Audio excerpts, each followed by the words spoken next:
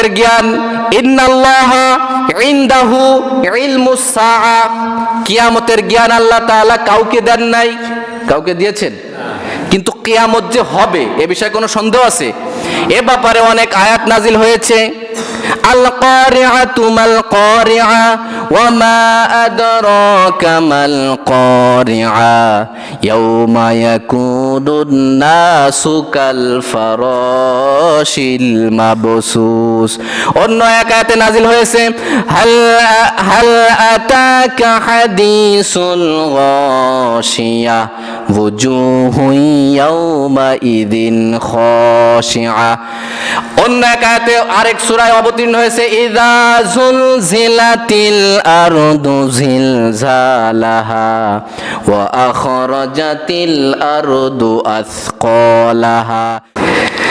চতুর্থ নাম্বার প্রশ্ন, আমাকে কিয়ামত সম্পর্কে সংবাদ দিন।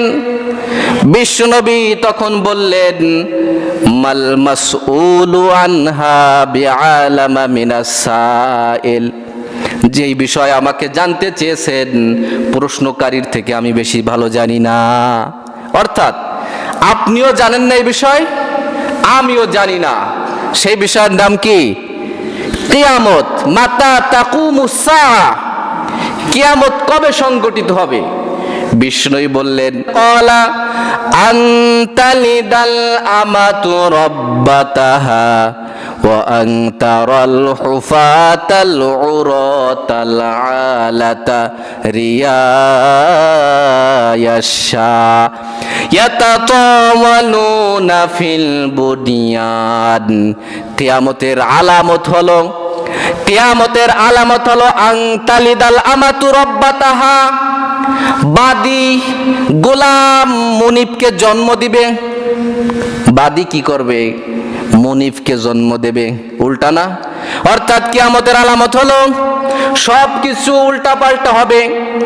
আর এক বর্ণনায় আসছে রুআসান নাস, যারা অদক্ষ, যারা নাদান নালায়েক, সমাজের সব থেকে নিকৃষ্ট ব্যক্তি, এরা বড় বড় পদের অধিকারী হবে, এরা বড় বড় অবস্থানকে গ্রহণ করবে, বড় বড় নেতৃত্বে আসবে, যাদের কোনো দক্ষতা নাই, আর এইটার প্রতিযোগিতায় ব্যস্ত হয়ে যাবে। এটা কিসের আলামত? কিয়ামতের আলামত। দেখেন না, আরবের মানুষ আগে মেষ চড়াইতো, ঠিক না? এখন সব থেকে বড় বিল্ডিং এর মালিক কারা? আরবের লোক। দুবাই দেখেন না, সব থেকে বড় টাওয়ার। সৌদি আরব সব থেকে বড় টাওয়ার, বড় বড় প্রাসাদ টাওয়ার বানায় আর প্রতিযোগিতা দেয় যে কাদেরটা সব থেকে বেশি হয়। এটা তো দূরে, আমাদের এলাকায় দেখেন না, ও আনতারাল হুফাতাল উরাতাল আলাতা, হাফি বলা হয় নগ্ন পদ, খালি পায়ে থাকতো, খালি গায়ে থাকতো, বুঝেন নেই? পায়ে দেওয়ার মতো জুতা ছিল না, শরীরে দেওয়ার মতো পোশাক ছিল না। এরা বড় বড় বিল্ডিং করতেছে। মেষপাল যারা, শরীরে পোশাক নাই, পায়ে পরনের জুতা নাই, অর্থাৎ অদক্ষ, সব থেকে সমাজের নিম্ন শ্রেণীর মানুষগুলো বড় বড় প্রাসাদ দিবে, বিল্ডিং নির্মাণ করবে, অট্টালিকা বানাবে, আর এইটার মধ্যে প্রতিযোগিতায় লিপ্ত হবে। বিষ্ণুই বললেন এটা হলো কিয়ামতের আলামত। ওই আগন্তুক বলতেছেন সদাক্তা, আপনি সত্য বলেছেন। যখন ওই ব্যক্তি চলে গেল, নবী করিম সাল্লাল্লাহু আলাইহি ওয়াসাল্লাম প্রশ্ন করলেন ইয়া ওমর আতাদরি মানিস সাইল, তোমরা কি জানো এই যে যেই ব্যক্তি এসেছিলেন ইনি কে? তখন উলতু আল্লাহু ওয়া রাসূলুহু আ'লাম, ওমর ফারুক রাদিয়াল্লাহু তাআলা আনহু বললেন আল্লাহ আর তার রাসূলই ভালো জানেন। বিষ্ণুই বললেন ফা ইন্নাহু জিবরিল, দেখে মনে হয়েছে আগন্তুক, তোমরা চেনো না, কিন্তু ইনি হলেন জিবরাইল আলাইহিস সালাম। আতাকুম ইউআল্লিমুকুম দীনাকুম, তোমাদেরকে ঈমান শেখানোর জন্য আমার কাছে আগমন করেছে। তাহলে পাঁচটি বিষয়ের জ্ঞান আল্লাহ তাআলা পৃথিবীর কাউকে দেন নাই। তার মধ্যে এক নাম্বার হলো কে? কিয়ামতের জ্ঞান। ইন্নাল্লাহা ইনদাহু ইলমুস সাআ, কিয়ামতের জ্ঞান আল্লাহ তাআলা কাউকে দেন নাই। কাউকে দিয়েছেন? কিন্তু কিয়ামত যে হবে এ বিষয়ে কোনো সন্দেহ আছে? এ ব্যাপারে অনেক আয়াত নাজিল হয়েছে। আল কারিআতু মাল কারিআ ওয়া মা আদরাকা মাল কারিআ ইয়াউমা ইয়াকুনুন নাসু কাল ফারাশিল মাবসুস। অন্য এক আয়াতে নাজিল হয়েছে হাল আতাকা হাদিসুল গাশিয়া ওয়াজুহুন ইয়াউমা ইযিন খাশিআ।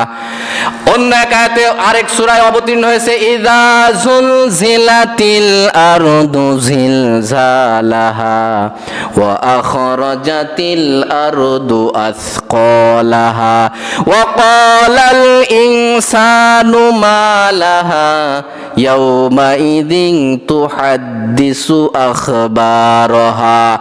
এই ব্যাপারে কিয়ামত সম্পর্কে অনেকগুলি আয়াত অবতীর্ণ হয়েছে। কিয়ামত হবে এইটা সুনিশ্চিত, কিন্তু কখন হবে, কোন দিনে হবে, এই দিন তারিখটা নির্দিষ্ট শুধুমাত্র কেবলমাত্র একমাত্র কার কাছে? শুধু আল্লাহর কাছে, কোনো রাসূলের কাছেও ছিল না। সেটাই হাদিসে জিবরিল এটাই একটা প্রমাণ বহন করে। যখন বিশ্বনবীকে প্রশ্ন করলেন মাতা তাকুমুস সাআ, কিয়ামত কবে সংগঠিত হবে, বিষ্ণুই বললেন মাল মাসউলু আনহা বিআলামা মিনাস সাইল, যে আমাকে প্রশ্ন করতেছে আমি তার থেকে বেশি জানি না। তাহলে এক নাম্বার হচ্ছে কিয়ামতের জ্ঞান আল্লাহর কাছে। দ্বিতীয় নাম্বার ওয়ায়ুনাজ্জিলুল গায়স, দ্বিতীয় নাম্বার জ্ঞান হচ্ছে বৃষ্টি কখন, কোথায়, কতটুকু বর্ষিত হবেন, এই জ্ঞান কার কাছে? আবহাওয়া অধিদপ্তর থেকে মাঝে মধ্যে ঘোষণা আসে যে অমুক জায়গা প্রচন্ড এত কিলোমিটার বেগে ঝড়ো হাওয়া বয়ে যেতে পারে। বয়ে যাবে এটা বলে, বয়ে যেতে পারে। আপনি আকাশে দেখছেন প্রচন্ড মেঘ করেছে, মেঘমালা দেখে মনে হচ্ছে এখনই মনে হয় বৃষ্টি প্রবাহিত হবে, বৃষ্টি বর্ষণ হবে, কিন্তু কিছুক্ষণের মধ্যে বাতাস এসে মেঘাচ্ছন্ন আকাশ পরিষ্কার সাদা করে দপদপ করে দিয়ে চলে যাচ্ছে। এই জন্য বৃষ্টি কখন, কোথায়, কতটুকু বর্ষিত হবে এই জ্ঞান কার কাছে? ওয়ায়ুনাজ্জিলুল গায়স। তৃতীয় নাম্বার ওয়ায়ালামু মা ফিল আরহাম, তৃতীয় নাম্বার হলো মায়ের গর্ভের মধ্যে কি আছে, মাতৃগর্ভের মধ্যে কি আছেন, এই খবর কার কাছে? এখন তো বলবেন আল্ট্রাসোনোগ্রাম করলে আমরাও জানতে পারি। আল্ট্রাসোনোগ্রাম করলে কখন জানতে পারেন? যখন আল্লাহ তাআলা ওই পেটের মধ্যে, মায়ের গর্ভের মধ্যে একটা সূরত, একটা আকৃতি দিয়ে দিয়েছেন, কিন্তু ওই আকৃতির আগেই 1 মাস, 2 মাস, 3 মাস, এই যে আগের আগ মুহূর্ত সময়টা যখন নুতফা ছিল, যখন শুক্রাণু ছিল, যখন ডিম্বাণু ছিল, এই যে জ্ঞান, ওইটা কি দুনিয়ায় আসলে ছেলে হবে নাকি মেয়ে হবে, ও কি সৌভাগ্যবান হবে নাকি হতভাগা হবে, এই জ্ঞান শুধুমাত্র কেবলমাত্র কার কাছে আছে?